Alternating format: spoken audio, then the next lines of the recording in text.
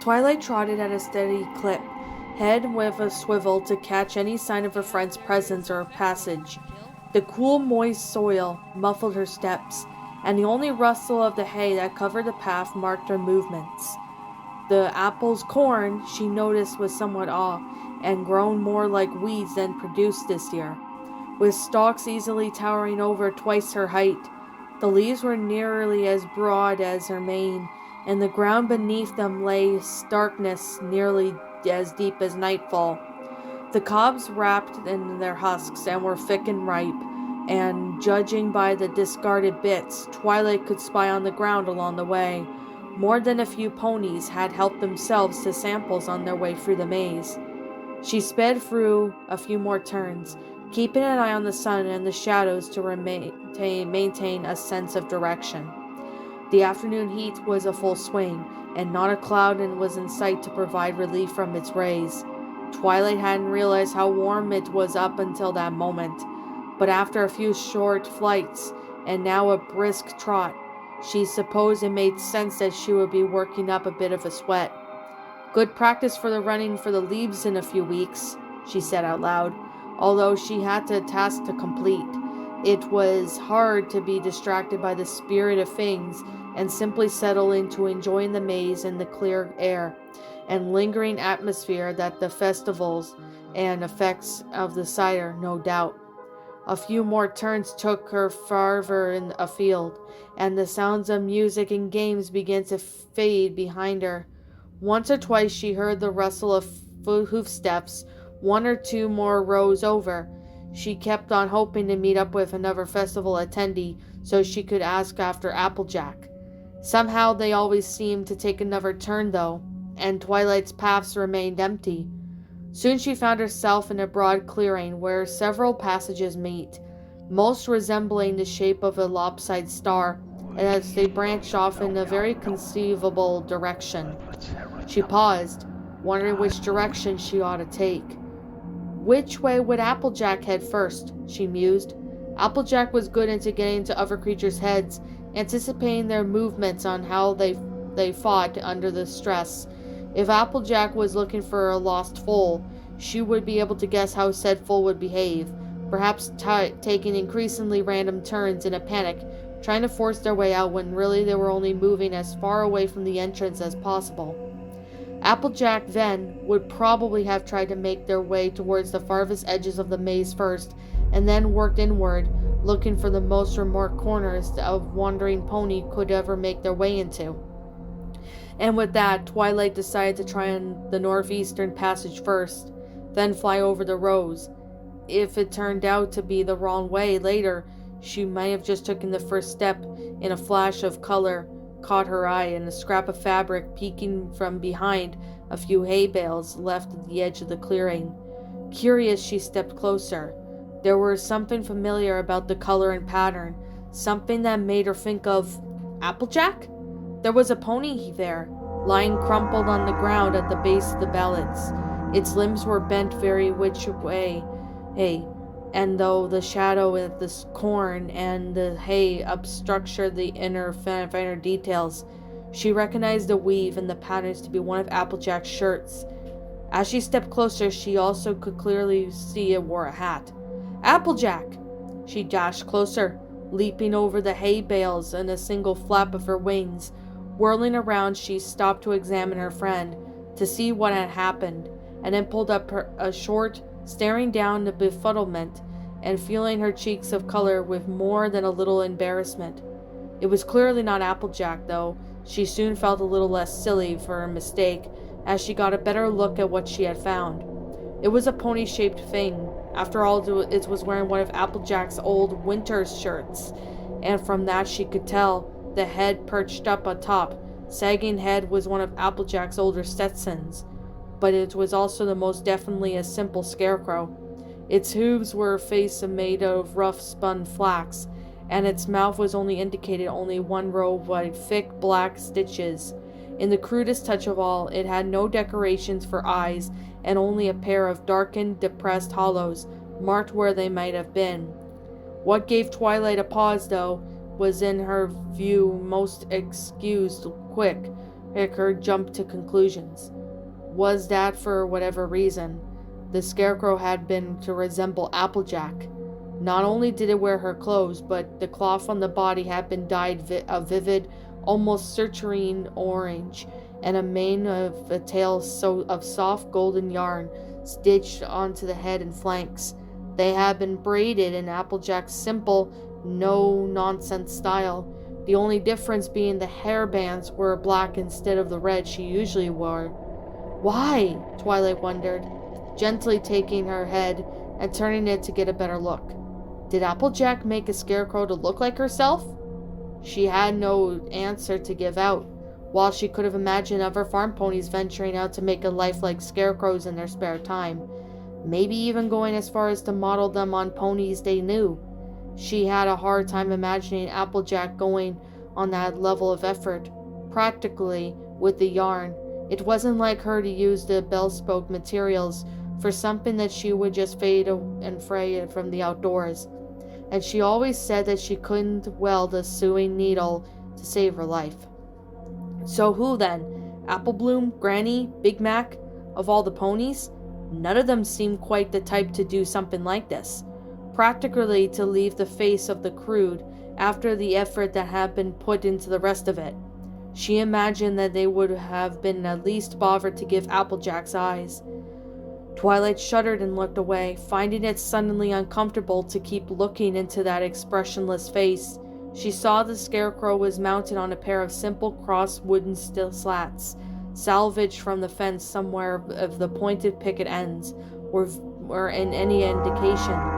The top plank ran clear, while though rough spun her forelegs, pinning them around in a spread, weaving motion.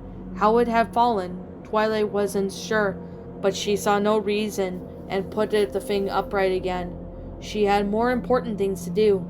With a confused shake of her head, she turned on the strange dummy and stepped towards the passage she had chosen. Twilight froze, ear twitching and swiveling backwards at the strange, grasping voice. It sounded briefly like something was moving behind her, like the crackle of brittle leaves and the crunch of dry sticks rubbing together, but it had to sound almost exactly like a word, or an imitation of a word, an accidental pattern, hidden beneath the dusty sigh. Another strange chill crawled up her shoulders towards her neck, the same sensation of someone, somewhere, peering at her from just out of sight. She turned to look backwards at the Scarecrow. It lay where she had left it, and no pony had come to the intersection. There was no one in sight. Strange, for there had to be no one, she thought, looking over the clearing one final time. It was a big maze, sure, but she thought of certain that she would have passed one or two more ponies by this point. No matter, though, she had a search to continue. She rounded the corner and left the Scarecrow behind. Twilight didn't even bother keeping to the prescribed lanes much longer, as her methodical instincts prompted her to give her a maze of truly comprehensive search. She knew it wasn't the most efficient use of her time. Better to rule out the most exactly places, then check with Big Mac again.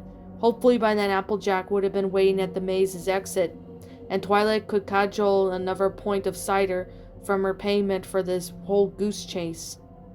And yet, even with her leaping and occasionally pushing through the stalks of the thinner proportions, Twilight had yet to reach the edge of the field.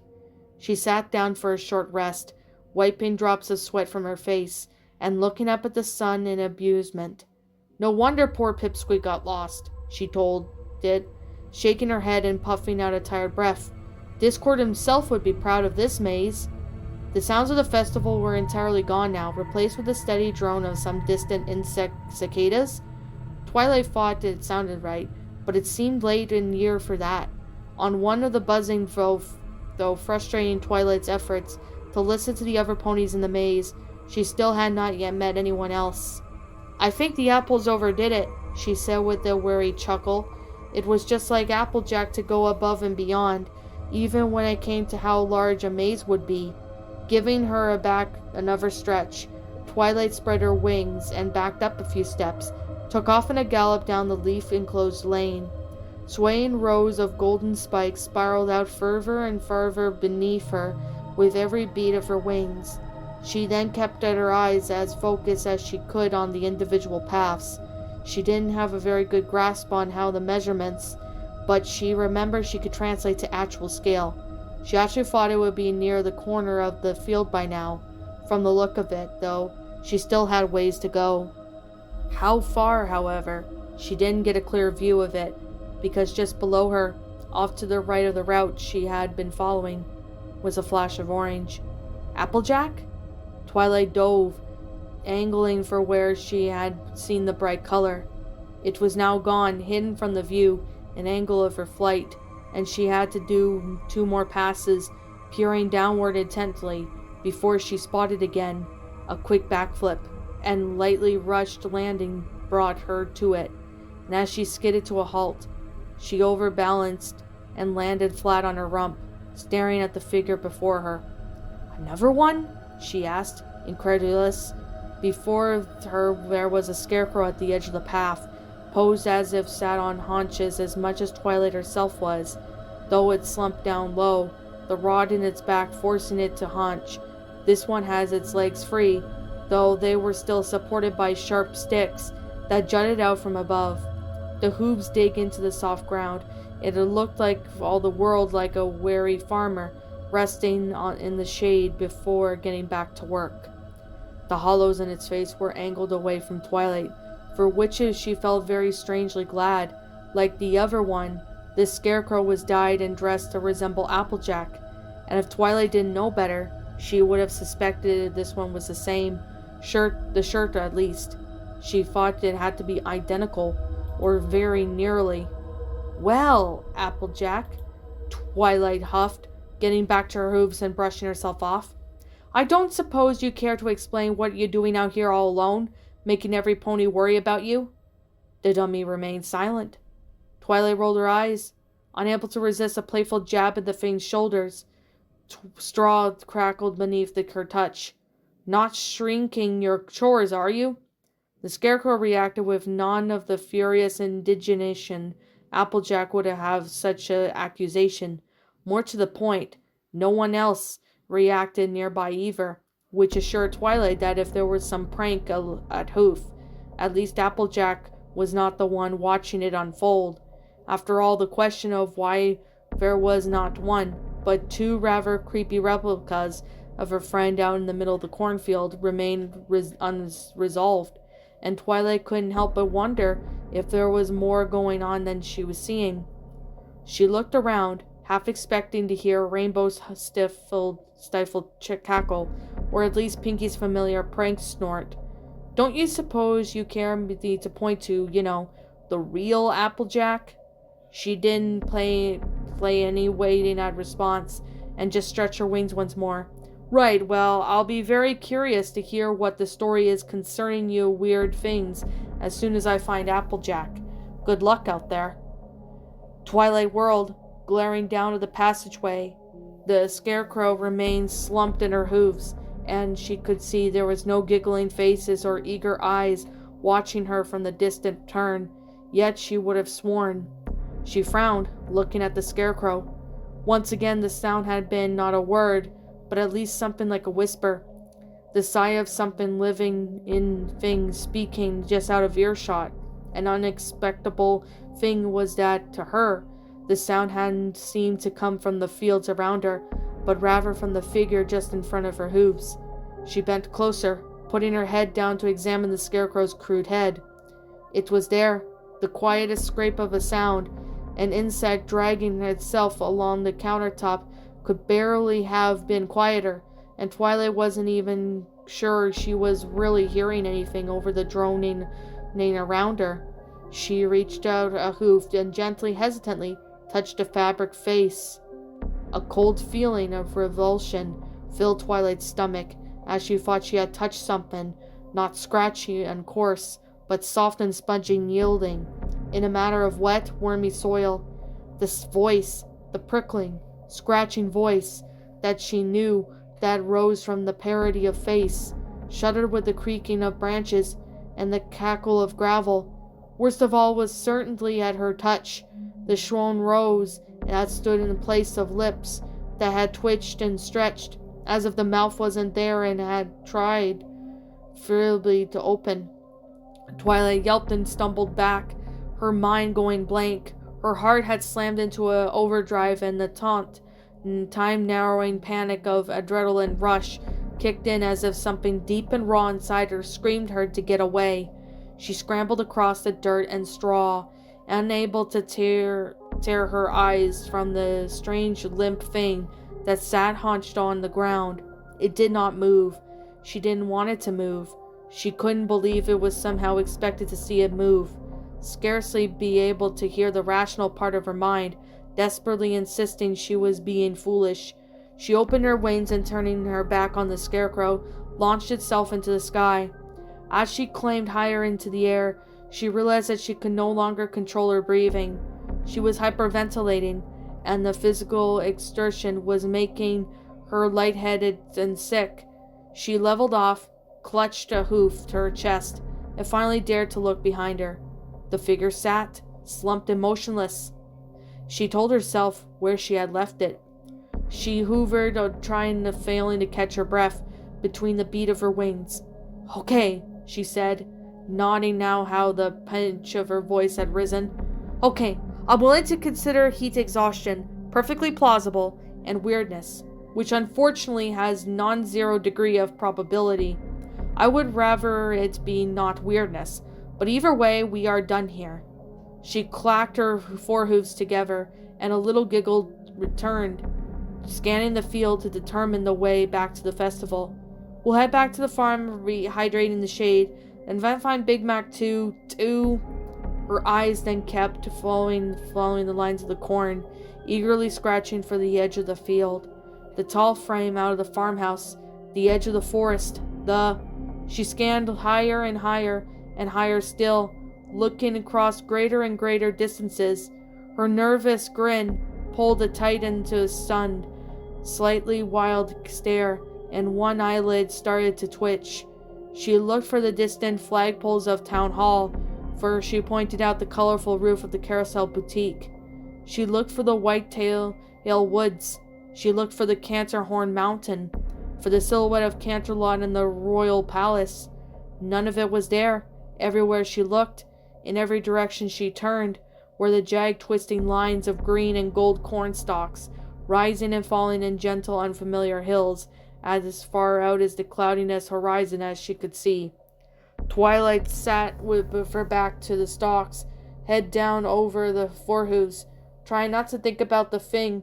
Her own pose was merely mirroring. She had landed some path or other, though very deliberately one not connected to the place where she had found the second Applejack look-alike. There was plenty to deal with, and trying to address more than one, crazy at the time, would only serve to overwhelm her further. She took a deep breath and let it out and straightened. Okay, Sweet Apple Acres is gone. Corn is everywhere, and judging by the lack of other ponies, this may have actually been the case for longer than I had cared to imagine. She tried to think back on when she had last noticed the familiar surroundings. She hadn't been paying attention to the line of the forest as she leapt over the corn rows, or the sound of the band, or any other familiar markers. It had been all the background noise to her, and her mind was filling with the gaps with the assumptions and possibly false memories.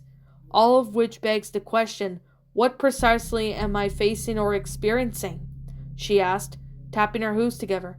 Possible options: cerebral anomaly, a mental landscape overtaking my reality and pulling me inside. I can be inside my own brain and still have a brain. Or I wish I could retrace eyes on the parallel dimensional constructs. She then shook her head. Other possibilities. Well, a simpler option would have been I simply passed out from the heat and dreaming right now. That one would be okay. It would just mean I would have to wake up. Usually by scaring myself, which I've kinda already did that. Still, it certainly seemed like a good explanation. She took another deep breath and wiped her forehead again, wishing that she had brought water. It felt like, though, It was getting even hotter, though the many bouts of flying certainly weren't helping her that. If only corn provided her more shade, she feared that she was going to be sunburned before it too much longer. Or, she continued, looking up at the sky with grimace, magical alternate reality, which is probably the worst outcome, but also it's less likely, so that's great news. She gave a short, mirthless chuckle. Unfortunately, one of the common factors, all explanation, is that wherever I am, the rules of existence have likely changed, as evidenced by the limited cornfield. But there are still possibly rules. All I will have to do is figure out what they are. She wished immediately that she had been carrying her saddlebags, or had any paper and ink with her. She could feel calmer if she could only begin putting the things down, taking the first steps into ordering and rationalizing them. It wasn't possible, though it would be a bit of magic intensive, but she still felt confident that she could cobble together a chain of spells that would take the leaves around her, then shred up pulp, reform and dry them into something serviceable as paper. Ink was harder, but she thought she could still figure out something if she really wanted. But before any of that, there was something else she needed to do. Spreading her wings once more, she took off with it, pushed herself back into the sky. She rose higher and higher, though in the heat-thick air, clawing at what seemed to be more force than she would have needed to gain that altitude. She paused when she reached the suitable height, giving herself a moment to just hover and let her breathing slow again. She was not quite as so high as Cloudsdale would have been, but high enough that she could only just make out the mermaid and minute lines cutting through the cornfields below. When she had recovered, she let out a long breath, then puffed out her chest wide and deep as she could. She then sparked her horn, and was relieved to reveal she felt a familiar power surge almost at once. Whatever it was, her magic was still present.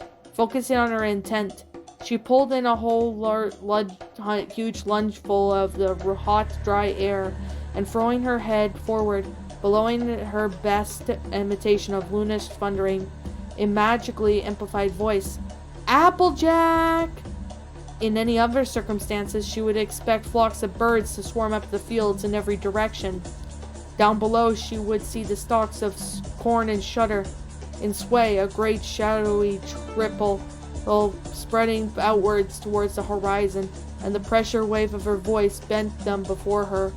Twilight flew in a slow circle, ears turning to catch every shred of possible sound as she watched the fields all fall motionless again. No echo of her voice reached her, and she couldn't catch the faintest hint of returning to a call or a cry. She waited, circling 5 more times, but she had heard nothing beyond the distant murmur of the insects below. "Applejack!" she called out again. "If you can hear me, yell back!"